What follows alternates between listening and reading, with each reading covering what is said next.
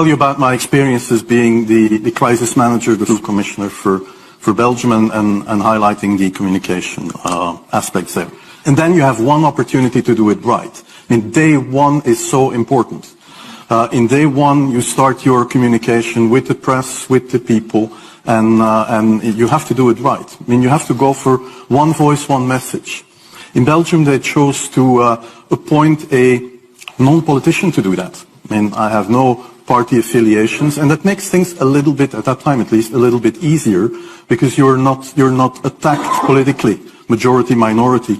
That doesn't come into play, and that was a huge advantage. The second advantage is that you can play in Brussels the complete naive guy and get a lot more done than you would otherwise be able to do. You have to be omnipresent that first day or the first days, so that you attract the media attention. You make an agreement with them that you will tell them all, and if they call, you will pick up the phone. When you do that, then you can profit from these early days to get complete carpet coverage of the field, and they're not going to search for alternative voices there.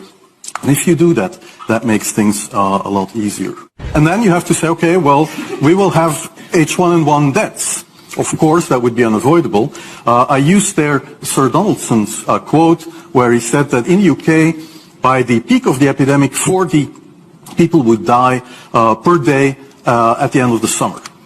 So 62 at that time million people in the UK, 40 deaths a day. I worked it out for Belgium. That would be 7 deaths a day at the peak of the epidemic. I used that in the media. 7 Belgian flu deaths per day at the peak of the epidemic would be realistic. That is true in every year, even interpandemically. That is very, very conservative. However, talking about fatalities is important, because when you say that, people say, wow, what do you mean? People die because of influenza?